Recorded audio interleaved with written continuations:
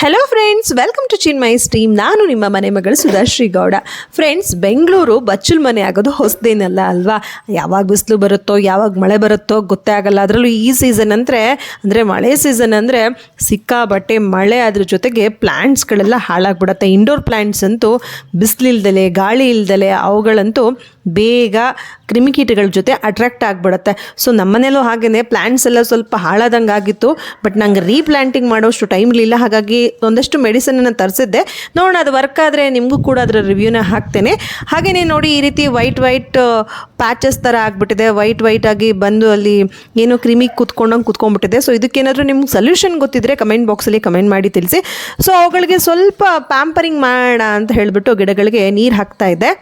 ಅದ್ರ ಮಧ್ಯೆ ನನ್ನ ಮಗ ನಾನು ಮಾತಾಡ್ತೀನಿ ಅಂತ ಬಂದ. ಇದು ನಮ್ಮ ಟೆರೆಸ್. ನಾವು ಆಟ ಆಡ್ತಾ ಇದ್ವಿ ನೋಡಿ. ಇವರೆಲ್ಲ ನಮ್ಮ ಫ್ರೆಂಡ್ಸ್. ಅವರು ಎಲ್ಲ ನನ್ನ ಜೊತೆ ಸೇರ್ಕೊಂಡು ಆಟ ಆಡ್ತಾ ಇದ್ದಾರೆ. ಯಾಕೆಂದರೆ ನಾವು best friends. Thank you, bye.